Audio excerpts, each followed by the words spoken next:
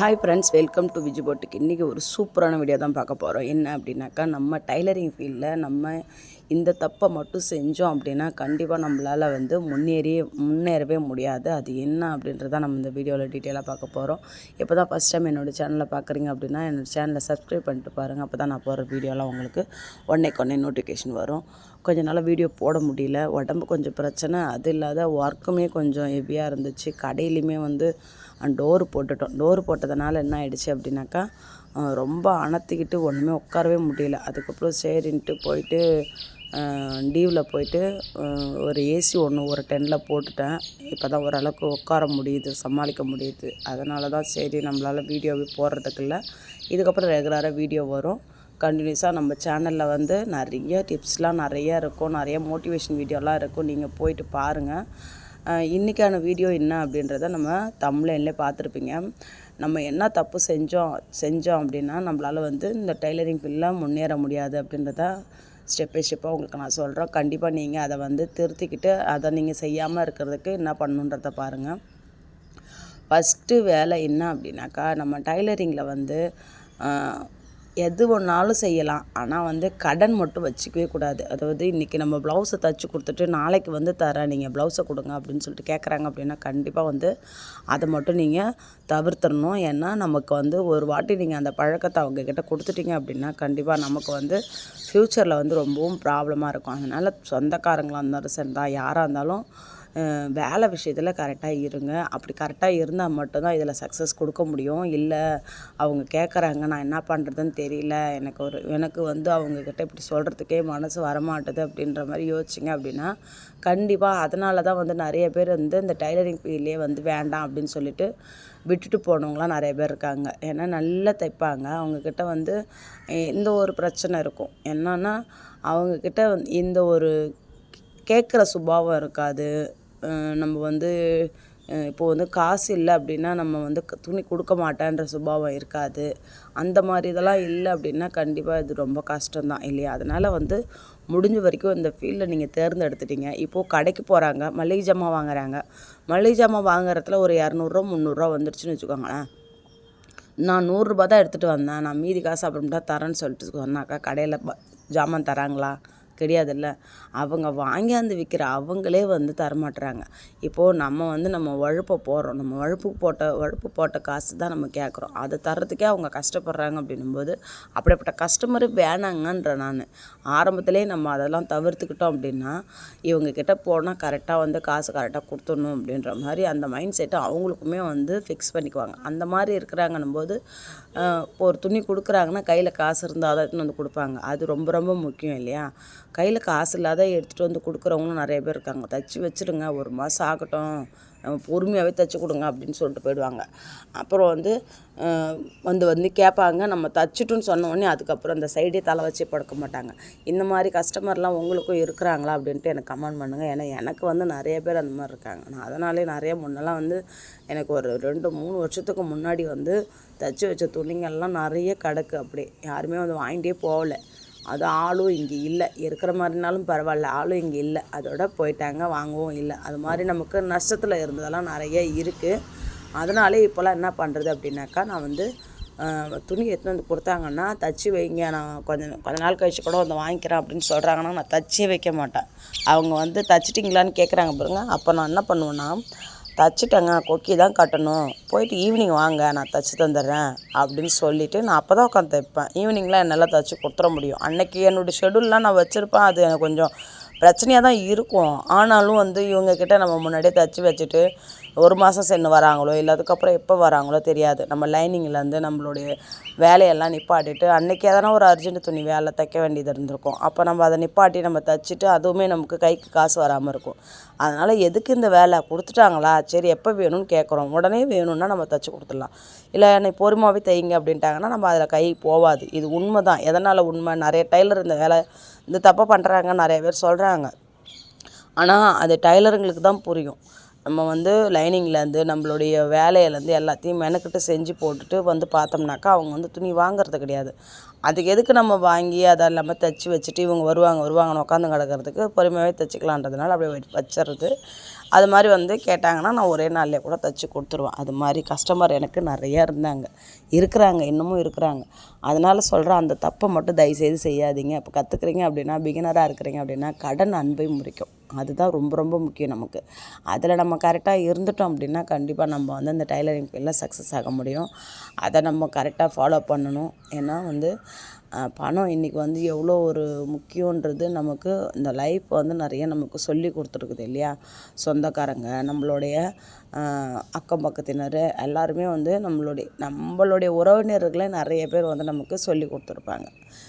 பணப்பிரச்சனையால் நமக்கு என்ன மதிப்பு இருக்குது, மதிப்பு இல்லை அப்படின்றது எல்லாமே வந்து நமக்கு வந்து புரிஞ்சிருக்கும். அப்போ அதை நம்ம வந்து வீட்டில் இருந்துக்கிட்டே சம்பாதிக்கிறோம் அப்படின்னா அதில் நமக்கு பெனிஃபிட் இருக்கணும். பெனிஃபிட் இல்லாமல் அந்த வேலையை உட்காந்து செஞ்சுக்கிட்டே இருந்தோம்னா சத்தியமாக ஒன்றுமே முடியாது இல்லையா.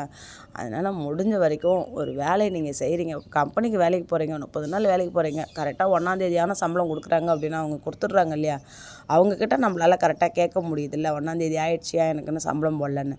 அது மாதிரி இது நம்ம தைச்சிட்டோம், அவங்கக்கிட்ட காசு கேட்க போகிறோம், இவ்வளோ தான். இதில் வந்து இன்னும் அவங்களுக்கு வந்து கஷ்டமாக இருக்க போகுது ஒன்றுமே கிடையாது. இதை ஃபஸ்ட்டு ஃபாலோ பண்ணிக்குவாங்க. கண்டிப்பாக இந்த டைலரிங் ஃபீல்டில் நீங்களுமே சக்ஸஸ் ஆக முடியும். அடுத்தது வந்து இன்னொன்று என்னன்னாக்கா, நீங்கள் வந்து ஒரு கஸ்டமரை வந்து வராங்க அப்படின்னா அவங்கள நமக்கு தக்க வைக்கிறதுக்கு என்னென்ன பண்ணணும். அந்த கஸ்டமர் வந்து இப்போது ஒரு டேட் கொடுத்து இந்த டேட்டில் எனக்கு துணி வேணும் அப்படின்னு சொல்கிறாங்க அப்படின்னா அந்த டேட்டுக்கு ஒரு நாளைக்கு முன்னாடியே நீங்கள் முடிச்சு வச்சுருங்க. அந்த டேட்டுக்கு இப்போ இன்றைக்கி கொடுத்துட்டு எனக்கு நாளைக்கு வேணுன்றாங்கன்னா இன்றைக்கி ஈவினிங்கே முடிச்சுடுங்க. நாளைக்கு வந்து அவங்க கேட்கும்போது எடுத்து கொடுக்குற மாதிரி இருக்கணும். எனக்கு வந்து அந்த மாதிரி ஒரு கஸ்டமர்லாம் நிறைய பேர் இருக்காங்க. ஆனால் என்னால் சமாளிக்க முடியல, நான் ஒரு ஆள் தானே. அந்த மாதிரி கஸ்டமர் நிறைய பேர் இருக்கிறதுனால ஒரு நாளில் நம்மளால் எத்தனை ப்ளவுஸ் தான் தைக்க முடியும். அப்போ நான் என்ன சொல்லிடுறது, முன்னெல்லாம் வாயை விட்டுடுறேன், அப்புறம் வந்து கெட்ட பேர் ஆச்சு. அதனால தான் இதை வந்து உங்களுக்கு நான் இப்போ சொல்கிறேன். இப்போது நான் என்ன பண்ணுறேன் அப்படின்னாக்கா, என்னால் முடிஞ்ச வரைக்கும் நாளைக்கு கொடுக்குறேன். அப்படி இல்லைனாக்கா நாளைக்கு ஈவினிங்கோ இல்லை நாளைக்கு காலையிலையோ தான் கொடுப்பேன் அப்படின்னு சொல்லிடுறது. நான் ட்ரை பண்ணி முடிச்சிட்டோம் அப்படின்னா ப்ளஸ்ஸு, முடிக்க முடியலையா நாளைக்கு கொடுத்துக்கலாம் அப்படின்ற மாதிரி நம்ம முன்னாடியே இப்படி சொல்லிடுறது. ஏன்னா நம்ம வந்து வாக்கு கொடுத்துட்டோம் அப்படின்னா அவங்க வந்து நீங்கள் தானே சொன்னீங்க இன்றைக்கி வர சொல்லி, ஏங்க அந்தமாரி பண்ணுறீங்க அப்படின்னு சொல்லிட்டு நமக்கு தான் கெட்ட பேர் ஆகும்.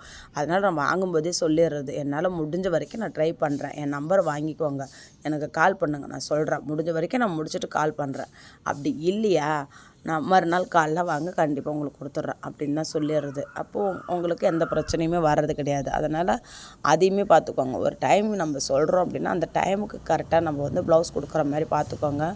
அதே போல் வந்து நமக்கு டைலரிங் சம்மந்தப்பட்ட நம்மளுடைய நூல் இது எல்லாமே லைனிங்கு இதெல்லாமே வந்து வாங்கி வச்சுக்கோங்க. எங்கேயுமே போகிற மாதிரி அதுக்கு டைம் வேஸ்ட் பண்ணுற மாதிரி வச்சுக்காதீங்க. எல்லாமே வந்து நமக்கு ரொம்ப ரொம்ப முக்கியம்.